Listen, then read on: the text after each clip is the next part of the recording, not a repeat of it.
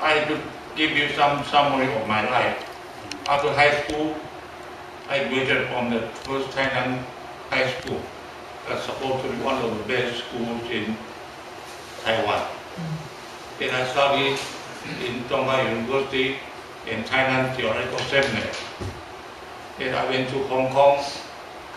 See, I'm listing my learning experience, and you will know why I'm saying this. I went to Hong Kong to study at the YMCA Institute. Then I went to States to study as the World Church Fellow. Then I came back, I did my pastoral work here in Dongling Church. I also did some campus ministry. And I also taught Thailand Theological Seminary. Now it goes on and on and on. I'm telling you this to show that everything I have learned in the past, about 20 years or so, have been lost. I only remember the names of my professors, like Shoki Ko. You don't know Shoki Ko? Yes. He was a famous pastor and theological educator. And C.A. Song, I think we all know him. And I even don't remember some of the name of my professors. But you know what? I don't remember basically anything they have told me. You know why? Because the memory is such a funny thing.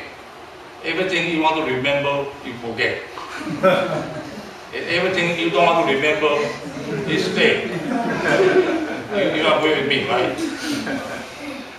Now I'm going to give you some stories of my life to show you how God loves the world, not just people like you and me, but the whole world, the whole creation. I was working some rural church at one time while I was in the seminary. The pastor was poor, the church was poor, and the wife of the minister had to go out in the morning to hunt some stuff for me to eat because the church was so poor they couldn't come up with the egg or the rice or something, so they had to go out there and hunt something. And one time they hunt the snails. You know what snails is? And it's like yucky to me, awful. But I had nothing else to eat but eat it. And I ate it because the pastor of the church ate it, so I ate it. The wife of the pastor also ate it, so I ate it. And that was the only vacation the pastor had, because they don't have the luxury of 2-week vacation or 2-week study leave. They don't have that kind of thing. They don't have any sabbatical, like all those things that's it.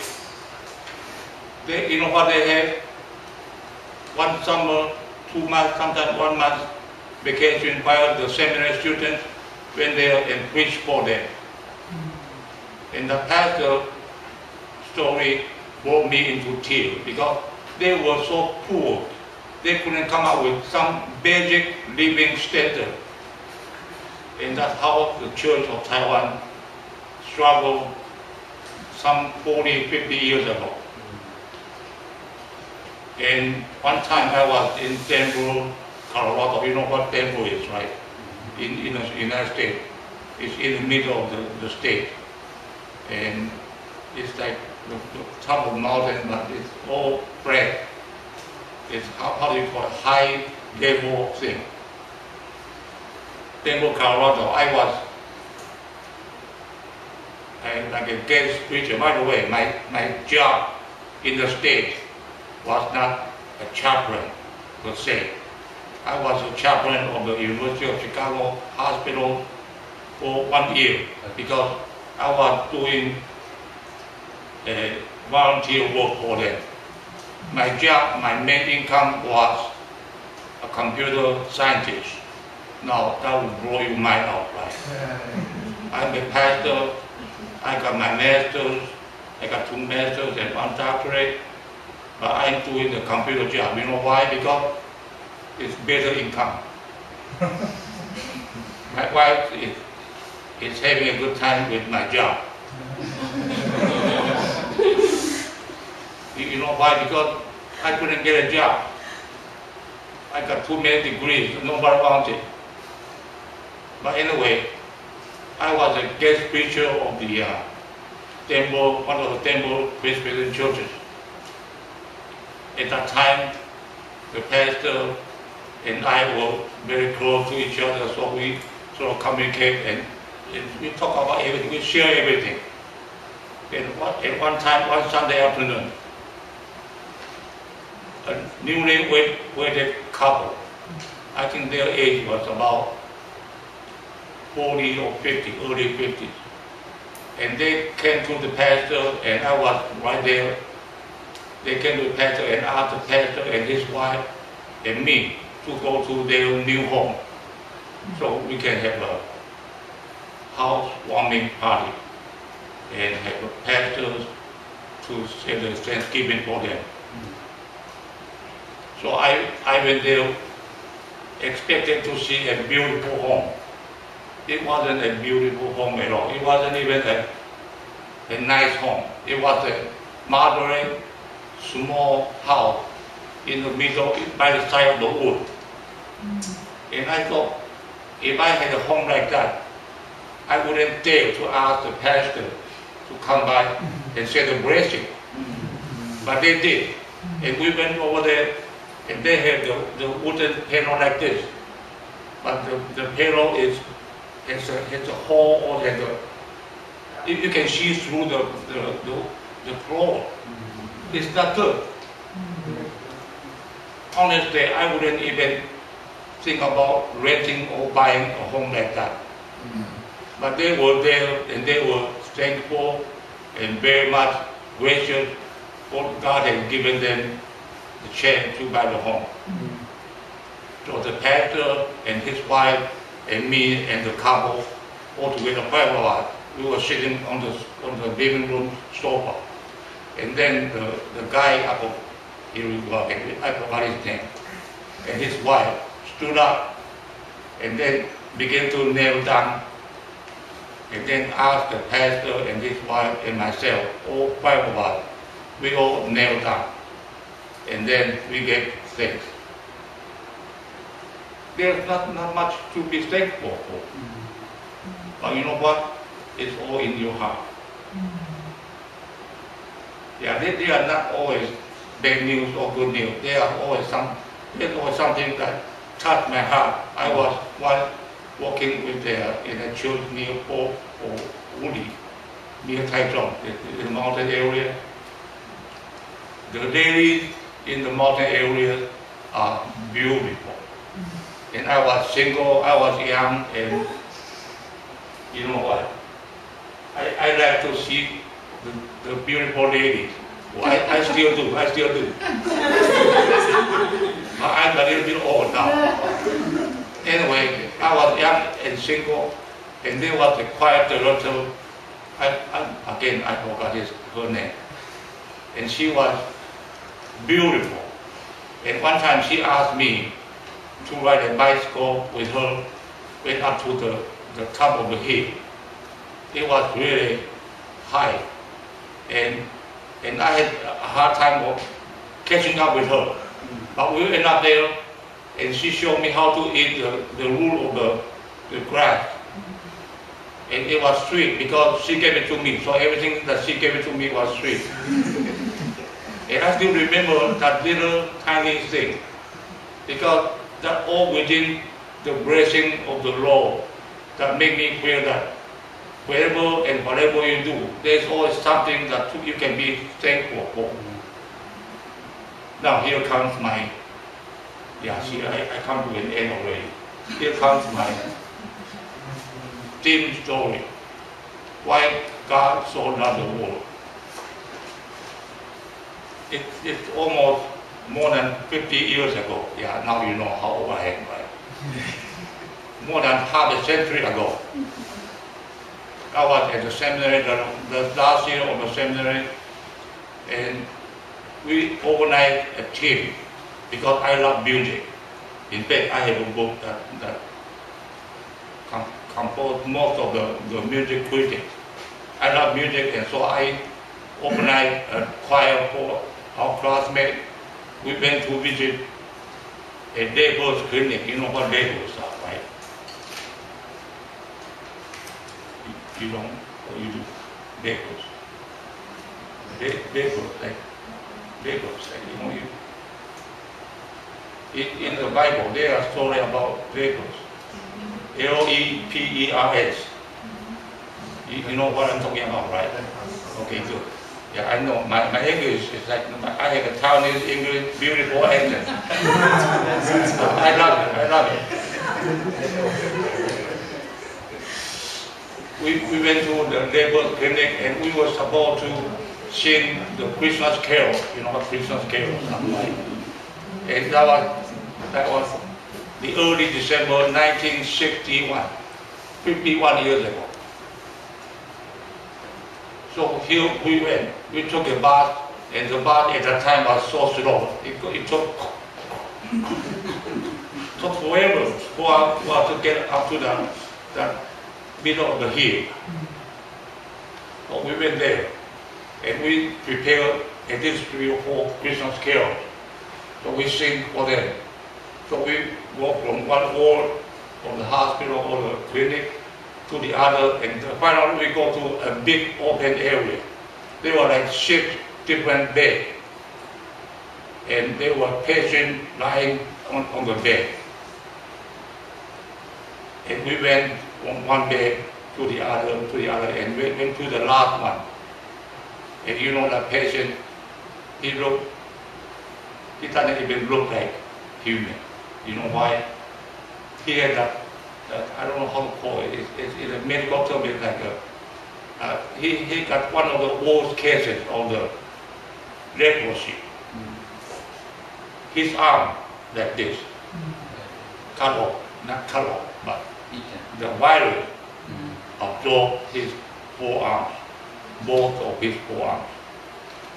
His nose looked like just 2 holes. Didn't have this. No ears and no lips. And he had no ankles. And when he was lying down, he looked like a cooked shrimp. He looked awful. And every time I thought about this, I feel like, how could God ever allow the person to be in his condition? So we, about 12, 13 classmates, we were there supposed to sing Christmas carol, so we gathered by the bed of this patient. And he looked at us like, well, and we were standing there and said, hello. But we couldn't say anything because we looked at him and he was awful. But you know what? He was smiling and he was expecting us to sing Christmas carol. And we looked at him and we totally forgot what we were there for. we just looked at him and looked at him and looked at him. And I said, let's start singing. And nobody paid attention to what I said. They just look at him, and then the patient began to sing Holy Night, Silent Night. And we were following him. Not we are leading him, no, we were following him. And he was the one who sang with all the boys. Actually, his was out of tune. We didn't have the organ, we didn't have the electric organ or anything. We didn't have anything, but he was singing and we followed him. We followed him. And he was looking at us and he was smiling. And we were like 19, 20 some year old kid. We looked at him like, how could that be? And then he sang 2 more songs. We followed him again. So he was the leader of the Christmas carol team. We were there supposed to comfort him. No, he was comforting us. Now, that's not the end of the story. And at the end of the meditation, we walk out through the hallway. And you know how young men are. I like to watch stuff. So I saw all those previous missionaries, nurses, doctors, workers. And they have pictures on the wall, lined up. And I particularly enjoy watching a beautiful nurse picture. You know how men are, right? Yeah, you look at the beautiful, good picture. You don't look at the good-looking man. Who cares about good-looking men? So I look at the good-looking picture of a lady, and there was this nurse. And again, I forgot her name. But she looks so beautiful. And I look at her like, boy, how could a nurse be so good? I would like to be a patient here too. Well, don't blame me. Don't you feel the same way? You get recovered very quickly. And the one who accompanied us to go out to take the exit, he was a Taiwanese doctor. And he said to us softly, he said, this nurse passed away a couple of years ago. I said, oh my goodness. I feel sad. I feel very sad because how could a beautiful, I think by the way she was from England. She was from Scotland, to be precise. But anyway, how could a beautiful nurse pass away so quickly, so young? And the doctor said one more thing.